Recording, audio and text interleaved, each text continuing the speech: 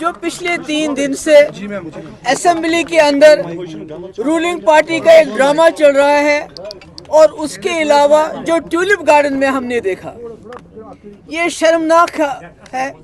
खासकर जो इस मुल्क के मुसलमान हैं जिनके ऊपर इस वक्त बीजेपी का पूरे ताबड़तोड़ हमले हो रहे हैं, उनको यहाँ की लीडरशिप उमर साहब ने, फारूक साहब ने मिलके, जो वहाँ से मिनिस्टर आए थे किरण रिजू जो यहाँ आए थे, उनका इस्तेकबाल करके उन्होंने पूरे मुल्क के मुसलमानों को ये पैगाम दिया कि जो आपके साथ इस वक्त पार्लियामेंट के अंदर हुआ, जो वक्त में अमेंडमेंट लाया गया, उसके साथ यहाँ की सरकार है, उसके खिलाफ नहीं है। जिससे मैं समझती हूँ हमारे मुल्क के जो मुसलमान हैं उनकी हिम्मत ऑलरेडी जो टूट चुकी है, जो एलिनेटेड फील करते हैं, जो मुसीबत में फील करते हैं, मुझे लगता है उनके लिए ये बहुत ही बुरा पैगाम था जो यहाँ से चला गया। और असेंबली में हम ड्रामा देख रहे हैं कि रूलिंग पार्टी के लोग शोर मचाते हैं, और इस शोर मचाने की और भी एक वजह है, क्योंकि लेफ्टिनेंट गवर्नर साहब ने 3 बिल क्लियर किए थे। एक तो जो डेली वेजेस को रेगुलराइजेशन का, जो बेचारे सालों साल से बिना तनख्वाह के बहुत थोड़ी रकम पे काम कर रहे हैं, वो बिल क्लियर था।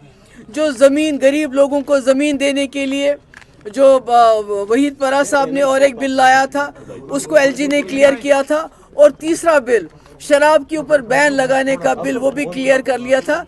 तो इन तीनों तमाम बिल से बचने के लिए, डेली वेजेस को रेगुलराइज करना, गरीबों को ज़मीन देना और शराब पे पाबंदी, इन बिल्स के साथ अटेंशन डाइवर्ट करने के लिए असेंबली में हंगामा किया गया। और ये हंगामा इसलिए भी किया गया ताकि जिस तरह से इस्तेमाल किया गया किरण रिजिजू का यहाँ पर, जिसने ये अमेंडमेंट बिल लाया पार्लियामेंट में, और जिस तरह फारूक साहब और उमर साहब ने उनका यहाँ इस्तेमाल किया, उससे ध्यान हटाने के लिए असेंबली में पिछले 3 दिन से तमाशा हो रहा था। और आज हमारे साथ यहाँ हमारे एडवोकेट मजीद साहब हैं जो सुप्रीम कोर्ट लॉयर हैं। तो आने वाले 1-2 दिन के अंदर इंशाल्लाह हम भी इस जो वक्त बिल पे अमेंडमेंट लाया गया उसको चैलेंज करेंगे। देखिए, ये तो कोई नई बात नहीं है जो हो रहा है। यहाँ सैटेलाइट टाउन्स बन रहे हैं, उमर साहब उस पर खामोश है। लाखों कनाल जमीन दी जा रही है, किसके लिए दी जा रही है? ये जो नॉन लोकल्स 83,000, आप मुल्क के अंदर कहीं भी नहीं देखेंगे इतने लोगों को एक साथ 2 साल के अंदर डोमिसाइल मिला हो।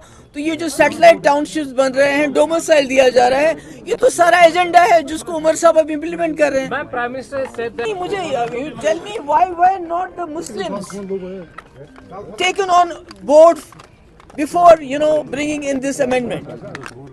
नोबडी, कोई मुसलमान किसी, सब इसकी मुखालफत कर रहे हैं। Everybody except for National Conference और उनकी लीडरशिप, सब इसकी मुखालफत कर रहे हैं। उमर साहब ने मुखालफत नहीं की, फारूक साहब ने मुखालफत नहीं की, पर मुल्क के अंदर तमाम मुसलमान और यहाँ तक कि जो सेक्युलर जमातें, सब इसकी मुखालफत कर रहे हैं।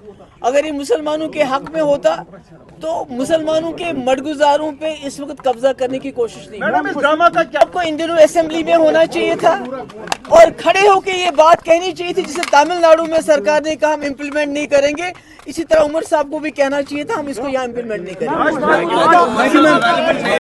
बेहतर भविष्य और उत्तम शिक्षा के लिए अपने बच्चों का दाखिला CBSE affiliated MV international school में करवाएं।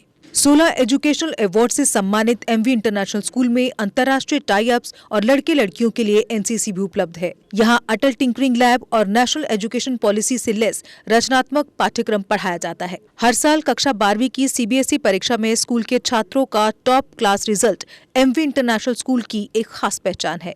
स्कूल मैनेजमेंट ने अब तक उत्कृष्ट रिजल्ट के लिए टॉपर छात्रों को 61 ब्रांडेड लैपटॉप प्रदान किए हैं। लिमिटेड सीट्स के लिए एमवी इंटरनेशनल स्कूल में दाखिला खुल चुका है।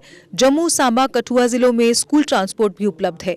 हमारा पता है MV international school, 17 miles, Thandi Khui, Samba. Phone number 7298212270। Jammu Kashmir की खबरों के लिए जुड़े रहिए जीके अपडेट के साथ।